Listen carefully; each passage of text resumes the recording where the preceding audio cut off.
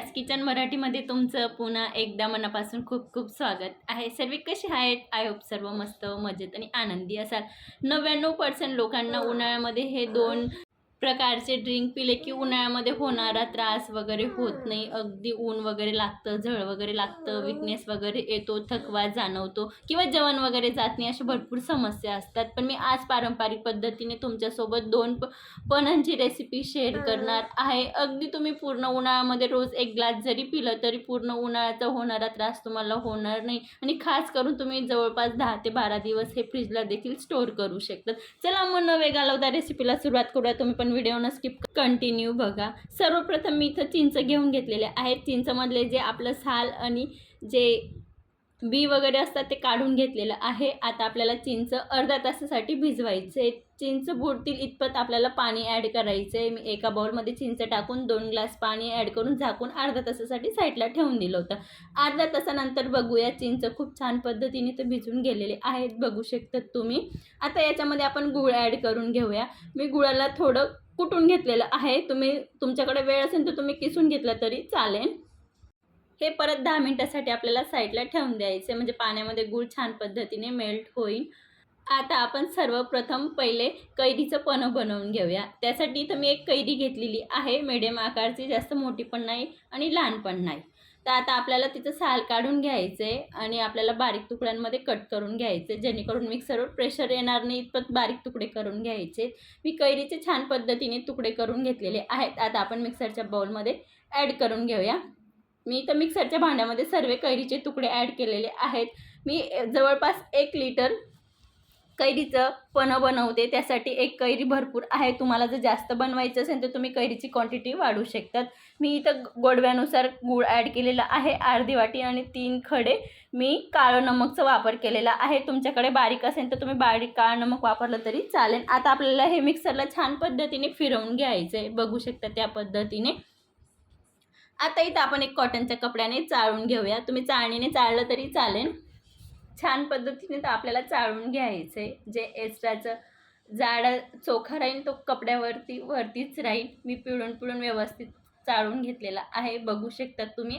आणि राहिलेला चोखा परत आपल्याला मिक्सरच्या भांड्यामध्ये ॲड करायचा आहे, बघू शकता तुम्ही। याच्यामध्ये थोडा गुळाचा कलर दिसतोय। आता मी सर्व चोखा परत मिक्सरच्या भांड्यात काढून घेते। परत आपल्याला मिक्सरला फिरवून घ्यायचा एक वेळ।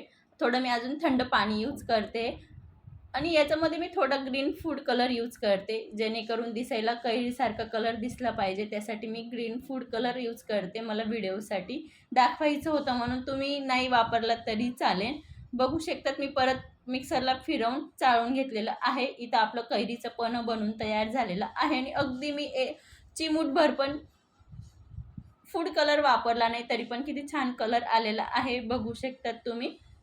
इथं आपलं कैरीचं पन्हं बनून तयार झालेलं आहे। आता आपण एक साईडला ठेवून देऊया आणि खास करून हे तुम्ही बॉटलमध्ये भरून असंच 15 दिवस आरामात स्टोअर करू शकता फ्रीजला। जराही आपण न शिजवता कैरीचं पन्हं बनून तयार झालेलं आहे। आता आपण जे चिंच आणि गूळ भिजवलेलं होतं ते पण आता मिक्सरच्या भांड्यात आपल्याला काढून घ्यायचं आहे। हे एकाच सोबत आपण सर्व फिरवून घेणार आहोत आणि हे फिरवायला खूप लवकर फिरेल, कारण की आपण अर्धा तास पूर्वी चिंचला भिजवून ठेवलेलं आहे आणि गुळाला पण 10 मिनिटं पाण्यात भिजवलेलं होतं। तर तुम्ही हाताने मॅश केलं तरी चालेल, अगदी मिक्सरला नाही फिरवलं तरी हाताने इझी निघेल चिंचचा गर। एवढं फारसं याला ताकद वगैरे लागायची गरज पडत नाही, एकदम सॉफ्ट झालेली आहे चिंच, म्हणून फारसा टाईम लागणार नाही। इथं मी आता मिक्सरला फिरवून घेतलेलं आहे। आता आपण एक चाळण घेऊया। याला काही कपड्याने चाळायची गरज वगैरे नाही, याचा जो गर आहे तो जाडा आहे, कपड्याने गळत नाही। खास करून इथं कपड्याचा जराही वापर वगैरे करू नका। आपण पुरण चाळतो त्याच चाळणीने छान पद्धतीने आपल्याला चाळून घ्यायचं आहे, बघू शकता त्या पद्धतीने इथं मी चाळून घेणार आहे। चिंच आणि गुळाचा गर खूप थिक निघालेला आहे, याच्याने अगदी तुम्ही चिंच गुळाची चटणी देखील बनवू शकतात, एवढा थिक आहे। आणि वरून थोडं पाणी ॲड करून राहिलेला चोखा पण आपण परत मिक्सरला फिरवून घेणार आहोत, बघू शकतात तुम्ही या पद्धतीने। बघू शकतात मी तुम्हाला जवळून पण दाखवते, खूप थिक झालेलं आहे आपलं चिंच गुळाचं। तर याच्याने तुम्ही असंच एक काचेच्या बरणीत देखील भरू शकतात। हवाबंद बरणीमध्ये आणि तुम्ही आरामात महिनाभर फ्रीजला स्टोअर करू शकतात. आणि जराही याच्यामध्ये कसलाही आपण साखर वगैरे कशाचाही वापर न करता आपण हे चिंच गुळाचं पण बनवून तयार झालेलं आहे. बघू शकतात.